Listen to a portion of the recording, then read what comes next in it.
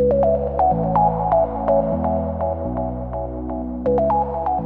a hyper-connected world, the missing link to the advance of truly digital is digital identity. A digital identity strategy is the foundation of secure, ethical, and innovative interaction between people, organization, and technology tools. As we explore smart cities from the national perspective, it is important to consider the question of interoperability between cities in the same province, in the same country, or across national borders. As with a social insurance number or a Medicare number, our digital identity will allow us to interface with more personalized services and allow us to interact with the digital infrastructure around us. Here with us today to make the connection by explaining how digital identity is critical and urgently needed tool to mitigate risk and to enable the benefit of smart cities have to offer, we have Joni. Hello, Joni. Hello, thank you for having me. It's a pleasure to be here. Thank you for being here with us. This virtual stage is now yours. Thank you so much. Well, this has been a fantastic event, and I'm so thrilled to talk to you today about a very important topic. And coming off of the last poll, it's great to see that social equity is such an important topic for the audience. So let's talk about digital identity and how it can be a driver for prosperity and inclusion across Canada, particularly in the smart city context. Well, first of all, Montreal is a city that is well positioned for smart cities as a $50 million Smart City Challenge winner. How exciting. We look forward to see what's going to come next in your area around smart city development and implementation. One of the things when we talked about presenting this topic is I would like to understand what Canadians think a bit about smart cities. So we have our Canadian here and we'd like to ask her what she's thinking. Well, according to a recent survey, Canadians do have concerns with regard to smart cities. Particularly, those concerns are around privacy and personal protection of data in the context of smart cities. And 72%, just followed by that 88% who were very concerned, 72% absolutely thought that there should not be for-profit sale around personal data related to smart cities. So those were some big concerns about privacy and data and how data would be managed. So the big question that we'll ask is, how can these concerns be addressed to ensure that smart cities will respect the residents who inhabit them? Digital identity is absolutely a foundation to solving this challenge. Digital identity is a foundation to solve all of digital transformation. Any place where humans and technology interact, digital identity that respects people is an important part of the puzzle. So what does this look like? Well, Canadians need to know what data exists about them. And citizens, governments, businesses, we all need tools to properly manage the sharing of that data. And when digital identity is done right, it can have huge economic, societal, and economic benefits. And when we say huge, we're talking billions of dollars. And in a recent study done by McKinsey and Company, it found that no matter where you look in the world, around 3 to 6% of GDP can be gained by solving digital identity that works across the economy for businesses, for government, for people, and for consumers. In Canadian economic terms, it's around $48 to $97 billion. Imagine what we could do with those funds to improve people's lives. So let's go back to our friend here and ask her, what does she think about digital identity? Well, we performed a survey last year around asking Canadians coast to coast to coast what their perspectives were with regard to digital identity. We think it's important and we want to make sure that they do as well. So unsurprisingly, just 1/3 of Canadians felt that social media sites would have some kind of protection of their data. So not a lot of trust there, and that makes a lot of sense. And actually 83% felt that governments would be good custodians of people's data. They would have the ability to provide that verification and provide those security services. That was followed very closely by financial institutions. 81% felt that financial institutions would trust their data. Now, are any of these solutions or actors perfect? Of course they're not, and there's always work to be done on security. But the good news is that there are some strong foundations around governments and regulated industries like financial industries and telecommunications who can provide some of those building blocks that we'll need to implement smart cities in a way that respects the people who inhabit them. Now, how would people like to see this digital identity come forward? Overwhelmingly, 70% felt that the best way for digital identity to be solved in a way that works for people is by the governments and private sector working together. People felt that this provided the right amount of checks and balances to ensure that the design would be user-centered and would have the best interests of all the inhabitants, all of those who would use digital identity at the core. So let's talk a little bit about what digital identity looks like today. There's an old cartoon from the New Yorker that says, on the internet, no one knows you're a dog. This cartoon is probably around 15 years old, goes quite a way back, still stands true today. So let's look a little bit about the possible scenarios around digital identity, and let's use that dog as our context going forward. So let's start with platform identity. Platform identity are the big internet players, Google, Apple, Facebook, Amazon.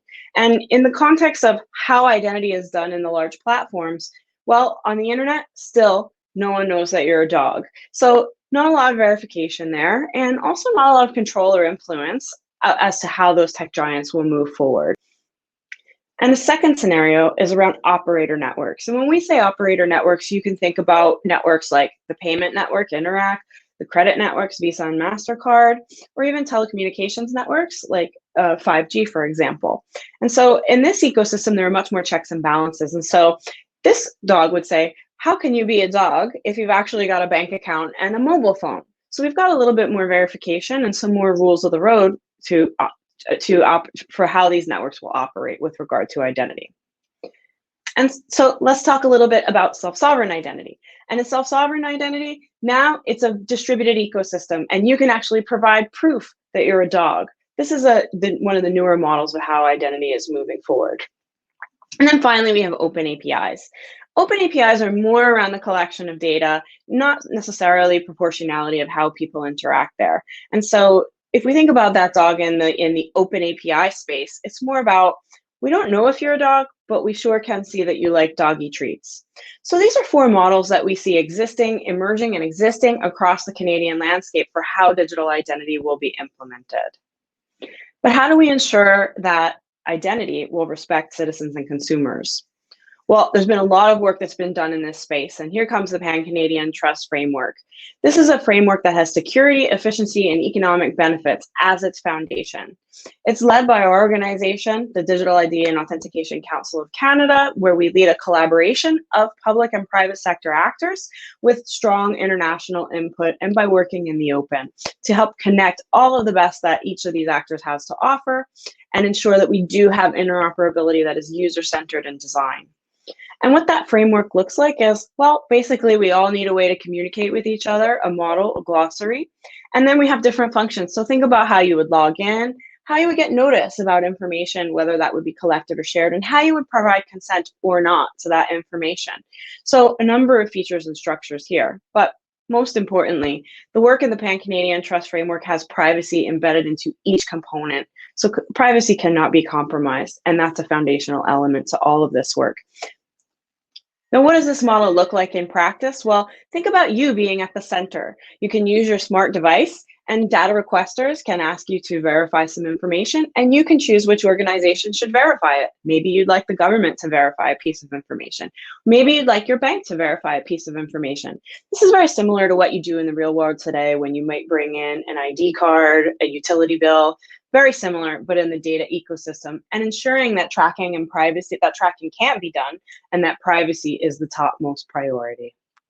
And so we can verify pieces of information like your income, date of birth, address of record. These are all the kinds of information that you might need to provide to perform some sort of transaction that you'd like to complete digitally and safely from your home. So where is all of this work happening? Well, it's happening across many partners, and the collaboration of the public and private sector is being led by the Digital ID and Authentication Council of Canada. We are a non-for-profit organization. Our our focus is actually on enabling Canada's full and beneficial participation in the digital economy. We see digital identity and authentication as the way to get there, as the foundation, and how we'll make sure that people are respected and that they are at the center of the design and that all these systems work for them and for their needs. We're an organization of 85 members right now and growing, many major financial institutions, public sector, orders of government, federal government, and we're a growing entity. So lots of technology players and services providers.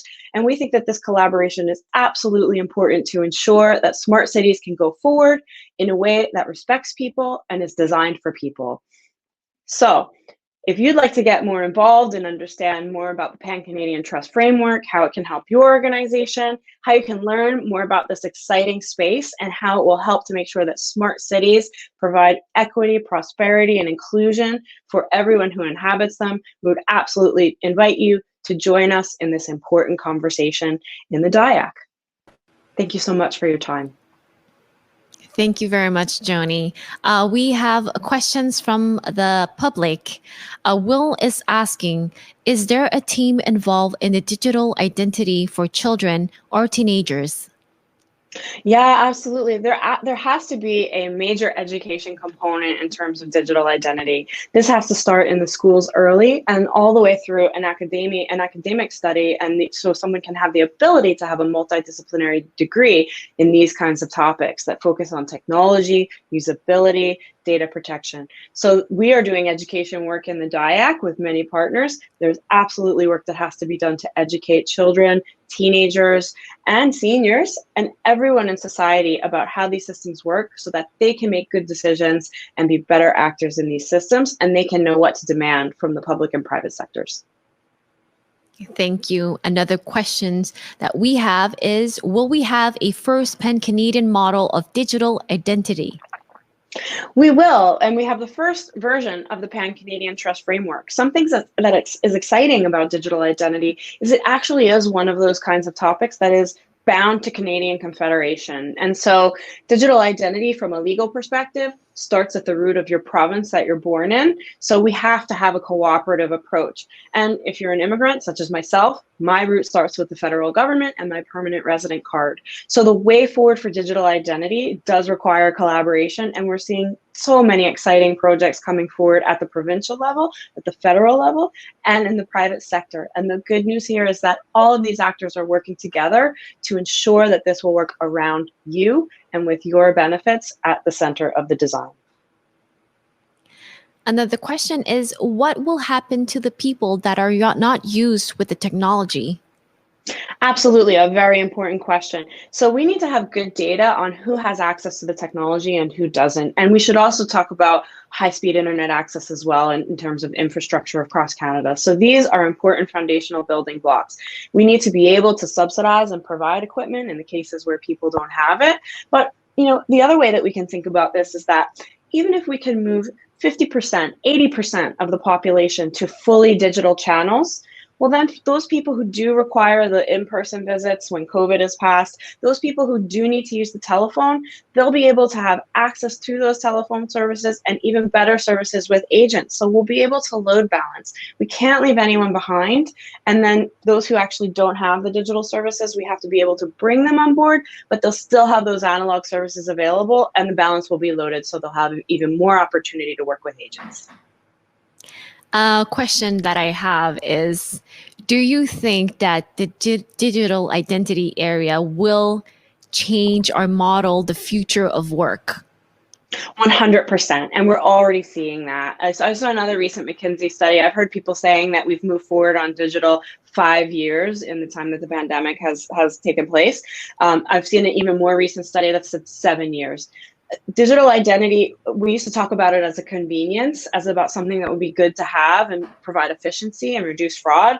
But in the context of COVID and people moving to a very remote workforce, this is actually about national socioeconomic security, ensuring the economy can continue to move forward and that people can stay in their jobs and put food on their table, even when they can't go to an office. Thank you, Joni. And my last question is, you said earlier that working with the private sector and with the public sector would be a good start. But we all know that the velocity of the private sector is often, I would say, a little bit faster. How do you think that this collaboration would be in the future, or Yeah, even so now? yeah, exactly. What we're seeing now is that there are private sector actors that can move forward faster. And when they can, we learn from them and we learn from the demand that is created there. So we're already seeing networks in the private sector that exist to perform some of these transactions.